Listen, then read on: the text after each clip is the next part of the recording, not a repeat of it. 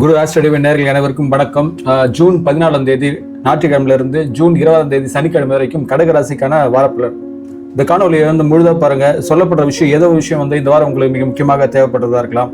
இந்த காணொலியில் சந்திரன் ஒவ்வொரு ராசிக்கு இடப்பெயர்வு ஏற்படும், ஒவ்வொரு கிரக ஒவ்வொரு நட்சத்திரத்தில் அது அமர்ந்து போகும்போது என்ன விதமான பலன்கள் கடகராசிக்கு ஏற்படும்ன்றதை மிக விரிவாக சொல்லலாம். மற்றும் அதிர்ஷ்ட திசை, இந்த வாரத்துக்கான அதிர்ஷ்ட திசை, அதிர்ஷ்ட எண்கள், நிறங்கள் மற்றும் உங்க ராசிக்கான ஆன்மீக பரிகாரமும் இந்த வாரத்துல இந்த ராசிக்கு சொல்லப்படுதா இருக்கும். அதனால காணொலி முழுதா பாருங்க. உங்க ராசி கொண்ட நட்பு உறவோடு பகிர்ந்து கொள்ளுங்கள். இதுவரை நம் சேனலுக்கு நீங்க சப்ஸ்கிரைப் செய்து கொள்ளுங்கள். கிரகங்கள் இது நகர்வு இது ஒட்டுமொத்தமா பார்க்கும்போது இந்த வாரம் கடகராசிக்கு பாத்தீங்கன்னா ஆன்மீக பலமும் சில யோகங்களும் கலந்த வாரமா இருக்கும். ஆன்மீகமும் இருக்கும், அதே நேரத்துல சில குடும்பம் சார்ந்த யோகமும் இருக்கும், தொழில் சார்ந்த யோகமா இருக்கலாம். ரெண்டுமே கலந்த ஒரு வாரமாக இந்த வாரம் இருக்கும். இதுல சூப்பர் ஸ்பெஷல் உங்க ராசிலேயே குரு பகவான் உச்சமா இருக்காரு. அதுதான் ரொம்ப ஸ்பெஷல். யோகம்னு சொன்ன பாத்தீங்களா, அதுதான் மிக முக்கியமான யோகம். ஆன்மீக அதிபதி, புத்திராதிபதி, தனாதிபதி என்று குருவை சொல்லுவாங்க. அவர் உங்க ராசியில இருக்கிறது ரொம்ப அதாவது ஜென்ம ராசியில குரு இருப்பது கெடுதல் என்றாலும் அது உச்சமா இருக்கும்போது அதாவது சந்திரனும் இணைகின்றது. அதாவது ஜூன் 8ஆம் தேதி சந்திரன் இணைஞ்சிடுச்சு. அதனால 2 சுபகிரகங்கள் வீட்டில் இருக்கும்போது உங்க நல்ல உன்னதமான அமைப்பு தான் அது.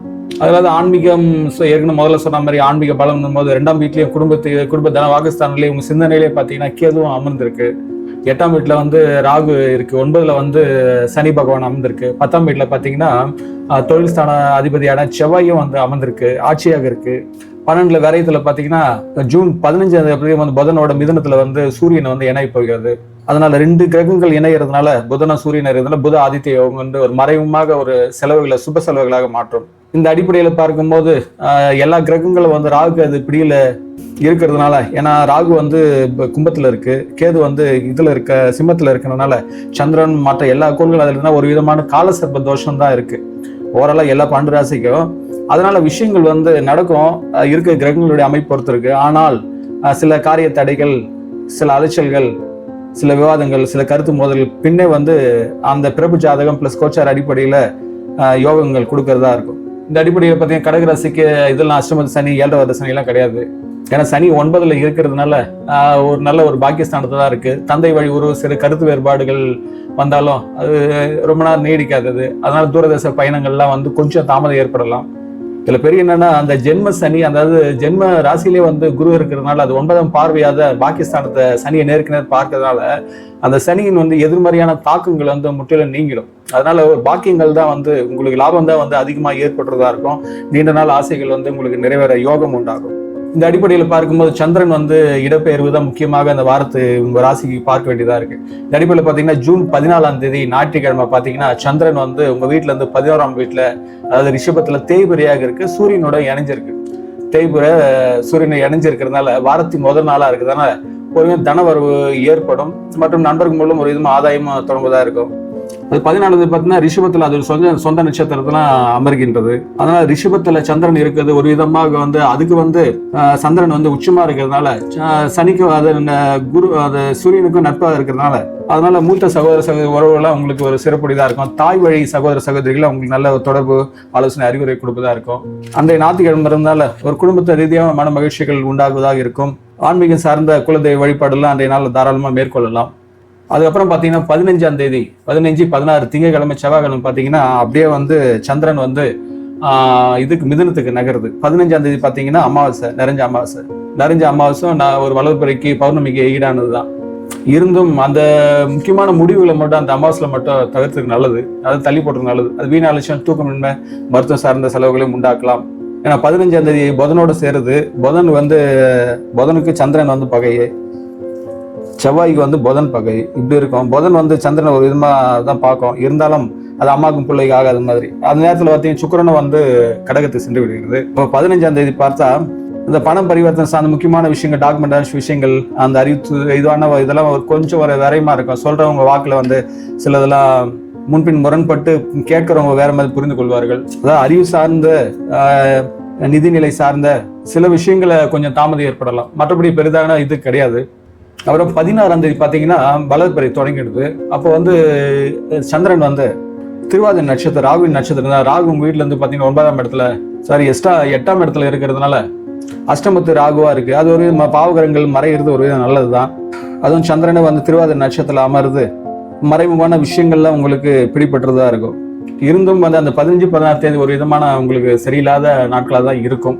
அது உங்க பிரபு ஜாதகத்தில் ரொம்ப நெகட்டிவா இருந்தால் இன்னும் அதிகமா இருக்கும். பாசிட்டிவா இருந்தால் ஓரளவுக்கு பேலன்ஸ் ஆகிடும். அதுக்கப்புறம் பார்த்தீங்கன்னா ஜூன் 17, 18 இந்த 2 தேதியில பார்த்தீங்கன்னா புதன்கிழமை, வியாழக்கிழமை சந்திரன் வந்து உங்க ஜென்ம ராசிக்கே வருது, கடக ராசிக்கே வருது நுழையிறதுனால குருவோடு சேரும் போது அது என்ன ஆகுதுன்னா கஜகஸ்ரீ யோகம் கொண்டு இருக்கு. அதாவது ஆரம்பத்திலேயே சொன்ன மாதிரி சூரியன் வந்து புதனோட இருக்கும்போது புத ஆதித்ய யோகம், குருவோட சேரும்போது கஜகஸ்ரீ யோகம். அதாவது வாரத்தின் மிக அற்புத நாள் பார்த்தீங்கன்னா வந்து வியாழக்கிழமை, புதன்கிழமை, வியாழக்கிழமை 17, 18 ரொம்ப யோகமான நாட்கள். அந்த குருவோட சந்திரன் சேரும்போது, வளர்பிறை சந்திரன் சேரும்போது முகத்துல ஒரு பொலிவு, மன அழுத்தம்லாம் நீங்க நினைத்த காரியங்கள்லாம் வந்து தடையின்றி முடியும். கூடிய சுக்கிரன் வர இருக்கின்றது. அதனால ஒரு வீட்டுல 3 சுபகாரியம் நடக்கும்போது ரொம்ப அபரிதமான ஒரு ஆற்றல் வெளிப்படுவதாக இருக்கும். அடிப்படையில் பார்க்கும்போது ஜூன் 19, 20 வெள்ளிக்கிழமை, சனிக்கிழமை பார்த்தீங்கன்னா கடகராசிலிருந்து 2ஆம் வீட்டுக்கு சிம்மத்துக்கு வந்து கேதுவுடன் நினைக்கிறதுனால அது கேதுன்றது ஒரு பாவம் இருக்கு. அதை சேரும்போது ஒரு கிரகண தோஷம் இருக்கு. அதனால பேச்சுல வந்து ஒரு விதம் முரட்டுத்தனம் இருப்பதா இருக்கும். குடும்பத்திற்காக பணம் செலவழிக்கிற சூழல் இருக்கும். ஆன்மீக சார்ந்த செலவுகள்லாம் இருக்கும். அதாவது வாரத்துல பாத்தீங்கன்னா 17, 18 அந்த 2 நாட்கள் ரொம்ப சிறப்பான நாட்கள். மற்ற நாட்கள்ல கொஞ்சம் நார்மலா தான் இருக்கும். அதனால சந்திரன் வந்து இந்த இதுலதான் பேஸ்லதான் நகர்ந்துட்டு இருக்கு. அதனால உங்களுடைய ஆளுமை உச்சகுரு வந்து சுக்கிரனோடு இருக்கிறதுனால உங்களுடைய கௌரவம், அறிவுத்திறன் வந்து சமூகத்துல இருந்து பலரால் பாராட்டப்படுறதா இருக்கும். உங்களுடைய உள்ளுணர்வு வந்து நல்ல ஸ்ட்ரென்தன் ஆகும். இதுல மேஷத்துல வந்து 10ஆம் இடத்துல பாத்தீங்கன்னா செவ்வாய் இருக்கிறதுனால அதோடைய பார்வையை வந்து உங்க வீடு மகரத்தை பாக்குறதுனால ஒரு முன்கோப்பம் வந்து அது தலை தூக்குறதா இருக்கும். அது மட்டும் கொஞ்சம் பேலன்ஸ் பண்ணிக்கங்க. தொழில்நிலையிலையும் பார்த்தீங்கன்னா அதிகாரம் கொண்டுதான் இருக்கும். அதாவது உங்களுடைய செல்வாக்கு கூடுதா இருக்கும். புதிய வேலை தேடுறவர்களுக்கு ஒரு புதிய பதவி கிடைக்க வேலை அமையும். சுய தொழில் செய்பவர்கள் வந்து குறிப்பாக ரியல் எஸ்டேட், கன்ஸ்ட்ரக்ஷனு, இந்த காவல்துறை, இராணுவம், மருத்துவ சார்ந்த துறை இருப்பவங்களுக்கு ஒரு அசாத்தியமான வளர்ச்சி காண்பதாக இருக்கும்.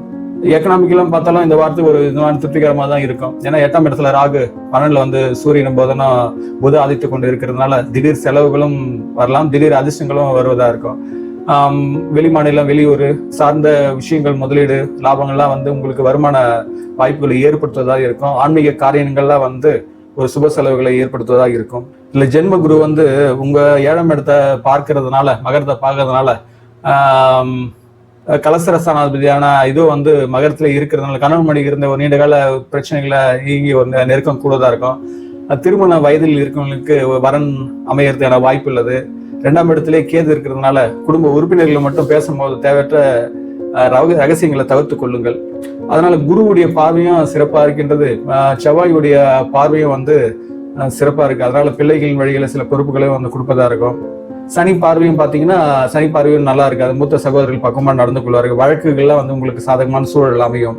அதான் கடகராசிக்கு இந்த ஜூன் 2ஆம் தேதி குரு பெயர்ச்சினால ஒரு விதமான உச்சபலம் வந்து கிடைச்சிட்டு இருக்கு. அது ஜூன் 17, 18 தேதிகளை வந்து சந்திரன் வந்து குருவுடன் வளர்பிறையா இருக்கிறதுனால அது கஜகஸ்ரீ யோகம் அமையும். அதனால தொழில் சார்ந்தும் குடும்பம் சார்ந்த முடிவுகள்லாம் வந்து சிறப்பாகவே இருக்கும். அதாவது 8ஆம் இடத்துல ராகு இருக்கிறதுனால கொஞ்சம் வாகனத்துல இயக்கும் போது கொஞ்சம் கவனமுடன் இருங்கள். தேவையற்ற நபர்களுடைய விவகாரங்களை வந்து தலையிடாம இருப்பது நல்லது. இந்த அடிப்படையில் பார்க்கும்போது கடகராசிக்கு 3 நட்சத்திரம் இருக்கு, புனர்பூசம், பூசம், ஆயில்யம் என்று. இதுல பூச நட்சத்திரக்காரங்க வந்து பாத்தீங்கன்னா குரு பகவானே வந்து உங்க ராசியின் அதிபதியா இருக்கிறதுனால ஒரு அதிர்ஷ்டத்தை கொடுக்கறதா இருக்கும். இழந்த செல்வத்தை வந்து நீங்க மீண்டும் பெறுவீங்க. அதனால வந்து ஆன்மீக பயணங்கள்லாம் வந்து உங்களுக்கு ஒரு விதமான அமைதியை கொடுப்பதா இருக்கும். உயர் அதிகாரிகள் வந்து ஆதரவு வந்து உங்களுக்கு முழுமையாக கிடைக்கும். வியாழக்கிழமைனா உங்களுக்கு அந்த புனர்பூச நட்சத்திரக்கான கடவுள் வந்து தட்சிணாமூர்த்தி தான், அதை அர்ச்சனை செய்து வழிபடுவது சிறப்பு. அப்புறம் பூச நட்சத்திரக்காரங்க பாத்தீங்கன்னா சனியுடைய அம்சம் பொருந்தி வருங்கள். அதனால குரு பார்வை வந்து 9ஆம் பார்வையாக இந்த சனியை பார்ப்பதனால அது நீண்ட கால கடன் பிரச்சனைகள், உடம்புல ஒரு நோய் எதனா இருந்தா தீர்வதா இருக்கும். உங்கள் உழைப்புக்கேற்ற அங்கீகாரம் தாமதமா கிடைத்தாலும் அது உறுதியாக கிடைக்கும். தந்தையில் உடல்நல பிரச்சனையா இருந்தால் அது உடல் சீராகிறதுக்கான வாய்ப்பு உள்ளது. உங்களுக்கு கடவுள் பாத்தீங்கன்னா சனிக்கிழமை ஆஞ்சநேயரை வந்து வணங்குவது சிறப்பா இருக்கும். அதுக்கு அடுத்து பாத்தீங்கன்னா ஆயுள் நட்சத்திரம் புதனின் அம்சம் பொருந்தியவர்கள். உங்க ராசியில வந்து 12ஆம் இடத்துல சூரியனுடன் வந்து இணைகிறதுனால வெளிநாடு, வெளியூர் செல்லும் எடுக்கும் முயற்சிகள்லாம் உங்களுக்கு வெற்றியை கொடுப்பதா இருக்கும். ஆராய்ச்சி மற்றும் எழுத்து துறையில இருப்பவங்களுக்கு வந்து ஒரு புதிய அங்கீகாரம் கிடைக்கும். தேவையற்ற வீண் விவாதம் மட்டும் மட்டும் தவிர்த்து கொள்ளுங்கள்.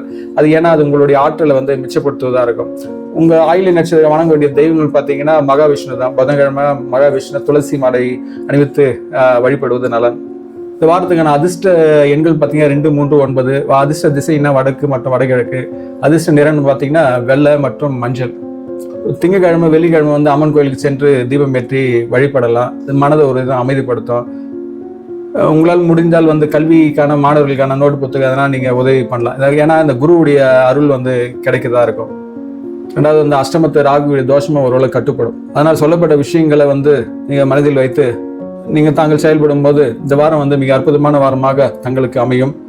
கடகராசியாரான தங்கள் வாழ்வில் அனைத்து வளங்களும் பெற்று சிறப்புடன் வாழ எல்லாம் அந்த இறைசக்தியை நான் பிரார்த்திக்கின்றேன்.